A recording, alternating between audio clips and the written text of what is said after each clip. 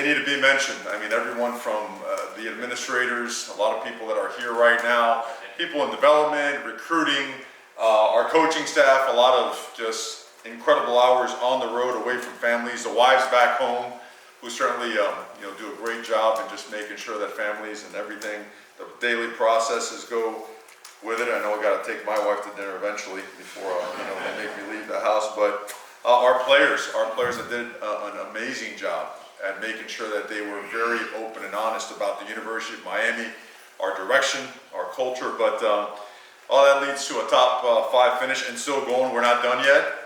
We can't be done yet. Recruiting is an ever always just moving process that requires every ounce of what you have while you're developing your football team. We have some holes to fill. We filled some. We're excited about it. 15 players in the top 300. I could keep going on and on and on about stars and rankings, but I'm more concerned about how they play and conduct themselves when they get here. Sound familiar? Jimmy Johnson, right? Back in 1986, 87. But we're blessed to have these young men join us to earn the trust and the confidence of their families, and their trust and their confidence was earned through a process involving transparency, honesty, persistence, and passion about the University of Miami, which we all know and feel is the greatest place in the country. And they had a chance to see it, some on several occasions, and we welcome them to our family today. Okay, so instead of just sitting up here and becoming a dissertation type of press conference, we're going to open it up to talk about, whether by position groups, whatever it may be, because there's a lot of guys, right? I believe 25 high school guys so far are in, 4 transfers are in. Like I said, that's a fluid number. It's going to keep going. The roster itself is always fluid, so that being said, I'm sure I missed some people. A couple of people I really want to thank that they never get credit. Juan Navarro, Dennis Smith, Mackenzie Rizzi. 3 absolute warriors in recruiting behind the scenes 24/7, and they do it all. They absolutely do it all. And if you could work at the intensity levels that we have to work at on a daily basis, it takes a lot, and they provide us with everything we need to be successful. Okay, and again, we feel like we're just getting started. It's an awesome day, incredibly excited. We want it to keep going, and it will, it will. We'll just have to have a press conference at another time. So that being said, questions, please. You've signed Chris Johnson and Mark Fletcher at running back. Talk about the way they complement each other and what they add to the running back room. 2 very unique individuals and 2 very different skill sets, right? One is borderline world-class speed, explosive as it gets. Touch the ball, find the crease, and gone. Also excellent out of the backfield, a track star, gonna run track here at the University of Miami as well. Known Chris a long time, came to camp. Mark Fletcher has been a Hurricane fan since he's been a little dude, It's funny when I see these pictures roll in about them when they were playing youth football, and I see the guys they played with, oftentimes they end up being University of Miami Hurricanes. So critically important to get that message out there. Our youth camps and those programs have got to really expand, because if they're wearing that U when they're this tall, it's going to be much easier to say yes on signing day when they're this big. So Mark Fletcher, a powerful, a championship program, elusive, strong, fast, smart. He has all the traits like Chris that you want in a running back. 6'2", 215 pounds. Chris Johnson about 185 now, on his way to being 200 pounds. So you're looking at guys that aren't small. These are guys that, they've got a little bulk to them. They tremendous lower body strength and explosiveness and power, ability to just drop their hips, redirect, come to balance. They're not afraid to block either. You watch them in pass protection. You watch them when they're running down the field and blocking on sweeps or when the ball cuts loose. These guys are just championship mentality guys, and they were must-have guys for our program. Coach, what will Emory Williams bring to the quarterback room? He is 4 something. I forgot what it was, but he's up there. He's an honors student, and he approaches the game in the same manner. He is a student of the game. He is a relentless, tireless worker. He spends his free time just out there working out, getting with quarterback specialists, finding teammates, creating new teammates just to get work in and get better at it. 6'4" plus, it's a really accurate arm, He can run, okay, he's not what you consider a dual threat quarterback. The outside world for us, he could run as well as you need to run. He's really smart, understands protections. He's a complete quarterback. And him being here in camp and working with us, answered all the questions we needed. He checked all the boxes. Awesome family, awesome young man, tremendous leadership skills, and a tremendous desire to be elite. And that really separates him from a bunch of other quarterbacks we recruited. Mario, what does it say about you and your staff that you were able to bring in this class, and about the players in the class, that they were all bought into what you guys were telling them after the season that you guys had? Right, well, I mean, first of all, I want to give credit to the staff. I really would rather not take any credit. You know, I think that them, and I wrote down a bunch of stuff and a bunch of people. I find myself fumbling for this paper. I blame Cam for that, but it's not just, it's the coaches, it's the analysts, the grad assistants, right? You think Reggie Bain had any pressure? Ruben Bain to come here? The medical staff, I mean, you know, everybody's involved. I mean, you have these visits, you have physicals, equipment, the recruiting we mentioned already, the people in video. How about the graphics they pumped out today? How about the edits they produced throughout the course of the year to keep recruiting alive? Our chaplain, creative, nutrition, they all do a great job. But back to the class itself, what does it say? It speaks just, you know, what it should speak, truth and reality. You know, this is very, you feel like you're in I feel like it's a little bit of a deja vu in terms of just path along a very blessed career where, you know, you have the opportunity to jump right in and start rebuilding. And what do we sell? The truth and honesty. That the roster at Miami needs to look a certain way. And National Signing Day is kind of, for each program, is the beginning of building a championship football team, right? Talent acquisition, player development, and then personnel use, right? It comes in those three facets. So from the beginning, the message was consistent. We never strayed from it. We're always transparent and honest. They were here. Our players were transparent and honest with our recruits as well. And that's why through rough patches, you are able to sustain that level of trust and confidence to put together a class like this. So credit to everybody. I mean, everybody's involved. Everybody affects somebody. And, you know, we're very strong believers that this is more than just recruiting. This is relationship building. This is building a partnership.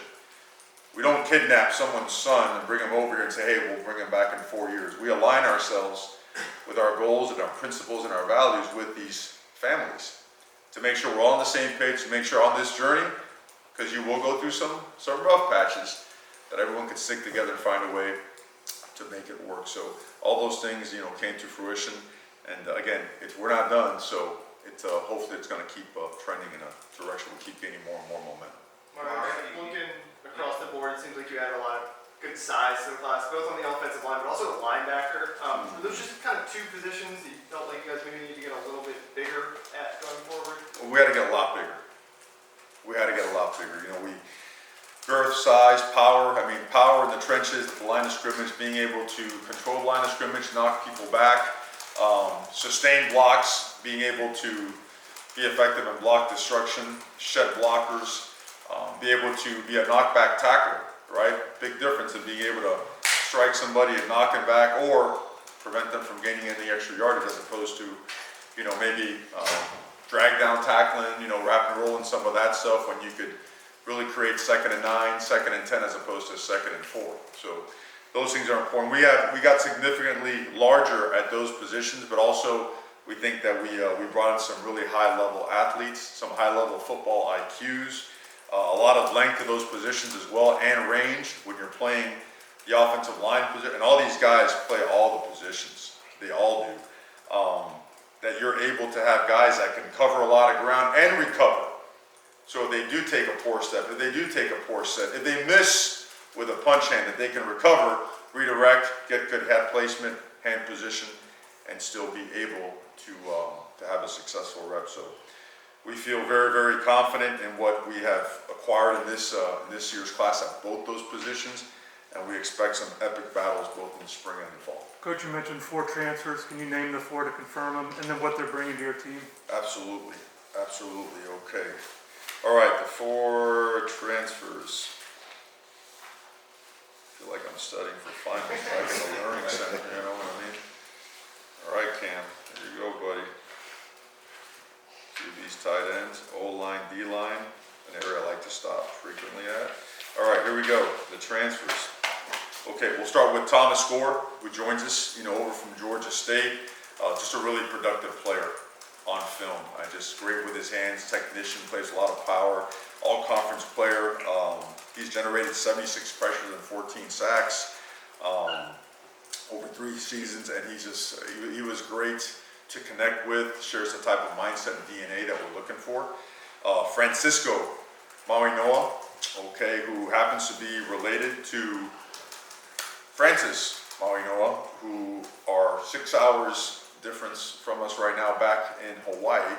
And these two guys they're special guys in a special family. Really looking forward to that battle right there. These are 2 enormous Giganosaurus Rex type human beings, okay?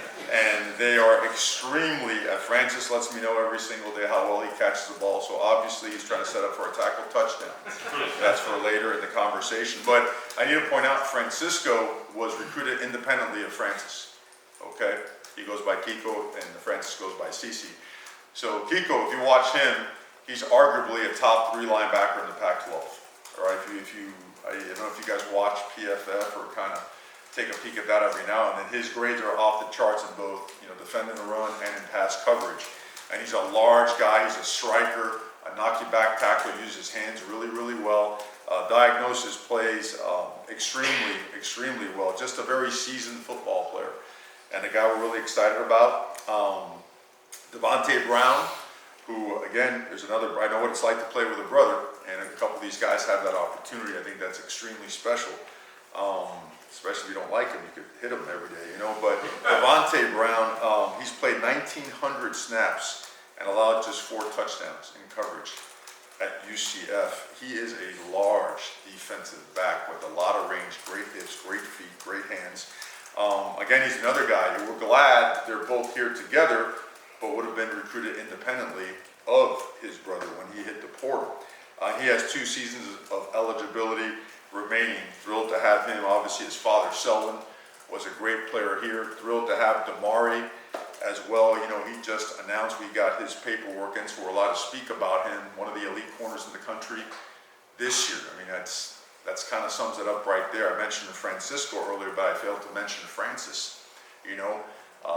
One of the elite players overall in the country this year as well at 335 pounds, and that's in moon pounds. It's probably 350, you know what I mean? So he's a guy that we're counting on, both these guys, all these guys, to make an impact right away. And then Javion Cohen, who joins us from Alabama. He started 25 games over the last couple of years over there with 38 knockdown blocks. He's a top offensive lineman in the portal. Coach Mirabal and him hit it off right away. Hard not to hit it off with Coach Mirabal when you're talking about the old line. Did not allow a sack, in 1,600 snaps at Alabama, and was a freshman All-SEC player. 325-pound, just athletic, tough, smart guy. A system that's very familiar to the system that we run, so the transition is something we expect to be smooth and seamless, and brings a lot of energy, a lot of toughness. Very seasoned player that brings a lot to the table. So, we're working our way towards a roster that, is physically getting to where it needs to be. But those are the 4 current transfers which we have received financial aid agreements from. Obviously, that keeps going and going. So. Hey Mark, can you talk about the punter? I know he doesn't get the same attention as maybe one of the 5 stars or whatever, but how did you find him? And what do you expect from him? And I assume he'll be going into the day 1 starter, right? You're only scholarship punter? He is, I'm sorry to say, he's a scholarship punter. Absolutely. I just want to get some, so I make sure I got the right statistics. We want to get another Lou Headley, but we want to get the first, Dylan Joyce. I don't want a guy to feel like, hey, you're the next this. We'd rather say you're the first of, your kind. And, film-wise, he was by far the very best and could do the things that we do. This year we were a top 10 special teams operation in just about every unit. In the conference, we were top one or two and 3 or 4 of those phases, and a large reason why was because of Lou and his ball placement. You know, the ability to just extend, plays when you're punting the football. Ball placement, he could roll right and punt right, roll right, punt left, put it right down the middle, sit still and punt it either way. And we feel that Dylan can do that. Just a lot of characteristics of what we're looking for. Hard-working guy, not afraid to tackle. Punters every now and then got to get down there and make a tackle. And he has experience doing that, so we're thrilled to have him. He's part of this class. Will be here shortly. Mario, what do you expect as far as like leadership from players in this class? I mean, from the players I've met, like Ray, Ruben Bain, Mark Fletcher, a lot of them are very, took on leadership roles with their high school teams.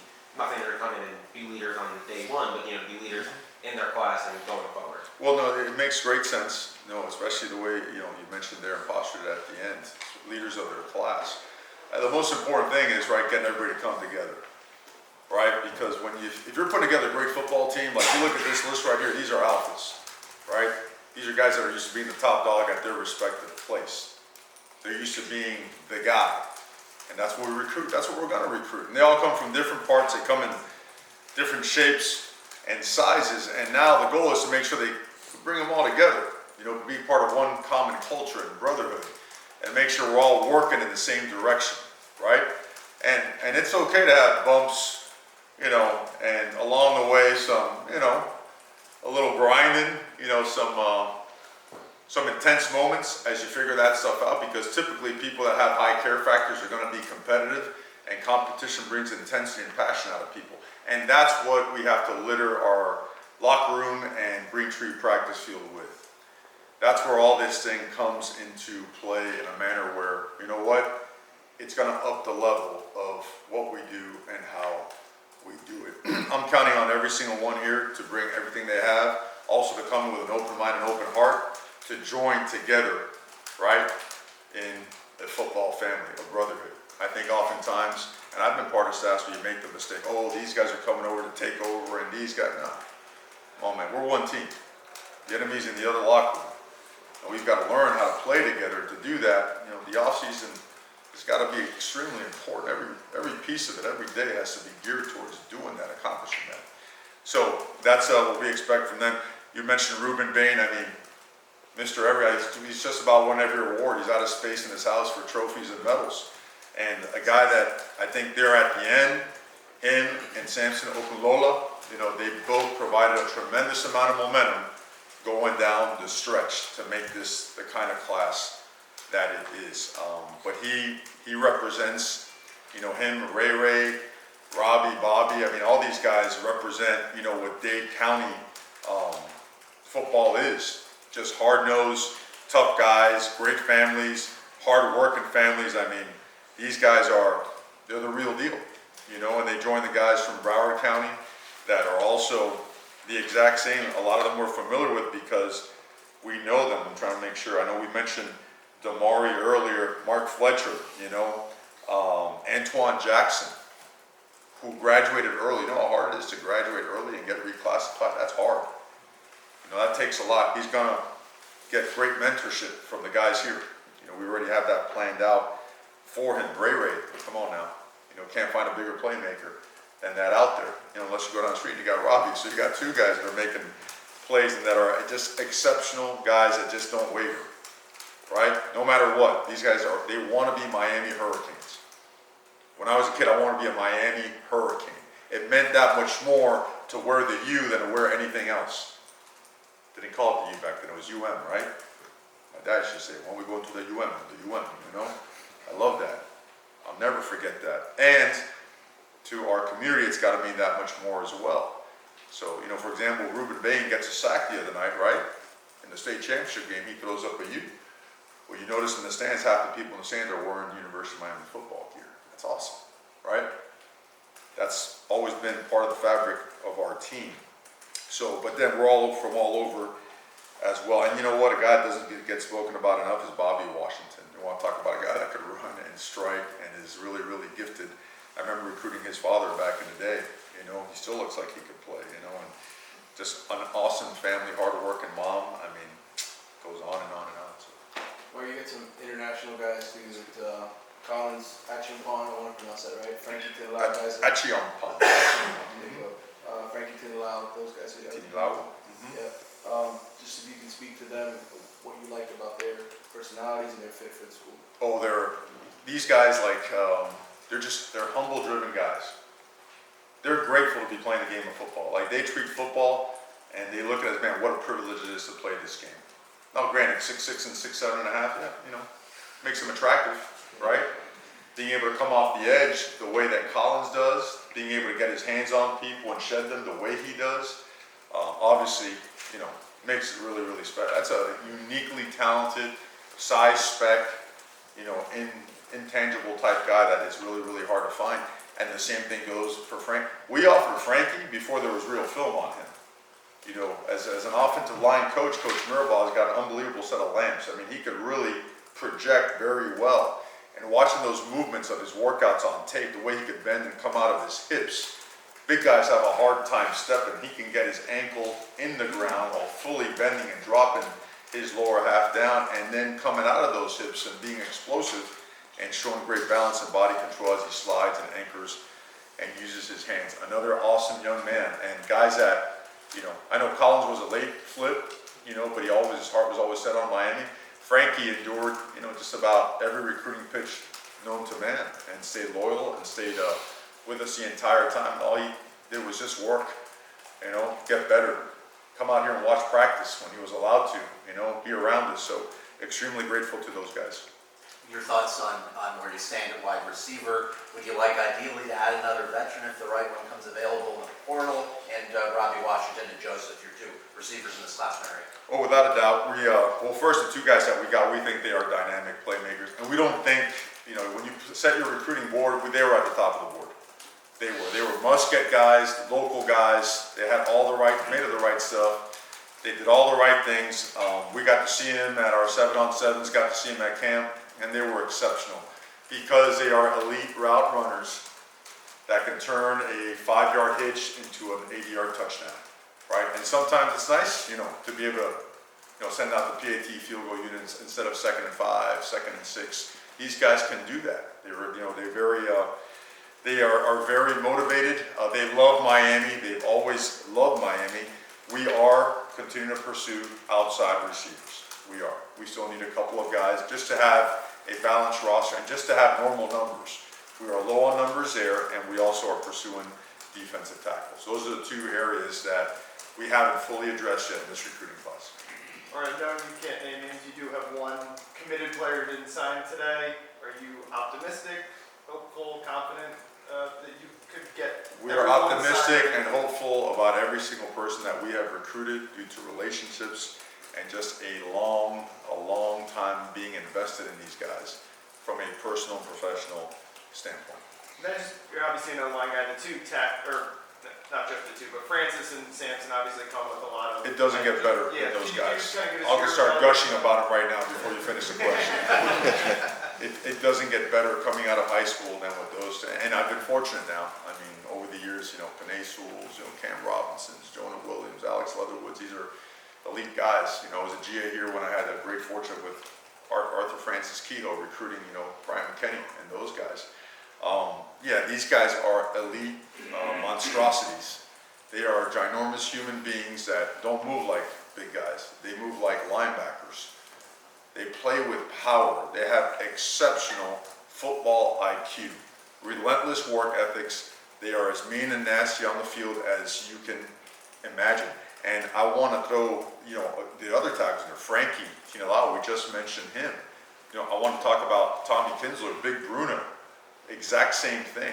Bruno is an elite, powerful, knock you back as a road grader, but be able to dance on the edge of the perimeter with you, you know, at offensive tackle.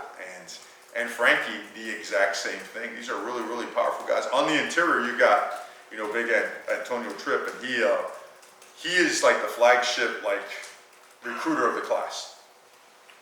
He committed early, and he led the charge, you know. Him and his mom were unbelievable. Should have put him on staff early, you know. Really, really good. But the thing about that, he's also a really, really good person, and he's a great football player, you know. And he made the move to IMG he felt he needed to further challenge himself and get in that environment. He ends up joining up with Jaden Wayne, who relationships there, offered him a scholarship at the Pacific Northwest camp in Portland, Oregon 4 years ago. Just watching this long, skinny dude, right? Looked like an avatar, running around all over the place, not knowing what's up. Found him, offered. 4 years later, one of the best players in the entire country, Jaden Wayne, is a member of the University of Miami. Well, all of a sudden, he's over there with Antonio, with Francis, right? And then there's Riley Williams, who I had an opportunity to coach his brother at the University of Oregon. So a relationship forged there 4 years ago, and offered him 3 years ago. All of a sudden, all these guys are playing together. Riley, Jackson Carver, who could fly his own jet over if he wanted to. He's a pilot. He got his license. Riley's a guy who was elite playing. He was a big wide receiver that just kept growing and growing, so he had to move a little bit closer to the ball.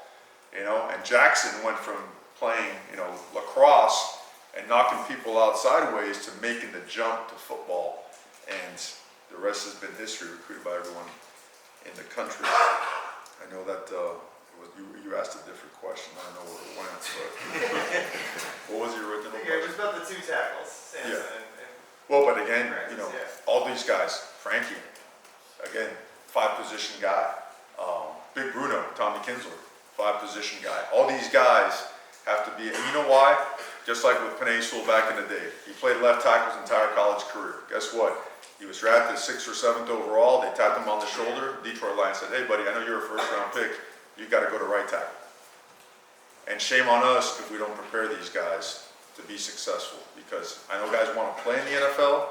We got to make sure that they stay in the NFL. That's one of their goals, right? So to do that, we got to make sure that they're very versatile, and that's part of our training regimen for offensive linemen. That's why Coach Mirabal continues to be known as the best O-line coach in the country. Along those same lines, just the trenches in general. I know when you got here, it was kind of like you felt you kind of filled it out through there. Can you just talk about just like how you kind of attached both sides of the trenches on the offensive line and the defensive line? Josh Horton, a big, body that's long and stuff like that. Just you talk about how far along that's come. Yeah, well, I mean, it's, you always study teams from afar, because when you're strategizing, no matter where you work, you always look at what the country looks like in case you have them on the schedule, in case you play them, you want some background on them. And, Felt coming in, that was one of the biggest things. Miami had to recruit different. Miami should be stacking up classes like this year after year after year. And that hasn't happened. Not being critical, being honest. It's important we're honest in here, right? Got to shoot straight. Miami used to dominate the draft. You should dominate the draft. First, second round picks, right? Dominated it. Well, that's okay. Signing day results in better draft days. Okay, so that's why it is critical that this continues to take an uptick every single year. That we continue to invest in people, right? Time, energy, making sure they get everything, every ounce that we have, because that results in better organizations, better teams, better football families, right? Better universities. So that's what we are invested in. The line of scrimmage, it has to look a certain way. To look a certain way, there has to be a size spec aspect. You cannot compromise. You cannot compromise toughness, intelligence, power, recoverability, athletic ability. All these things are just, if you don't have them, it's hard to create that and make up for it in the weight room. The weight room is meant to enhance those qualities. Can't invent them in there. So, our strength coach is probably the most excited guy, because we're bringing him some real deal, awesome elite athletes to work with, And coaches forever, man, they're kind of like, when you were a kid and you got those toys, no assembly required. Coaches are like that a lot.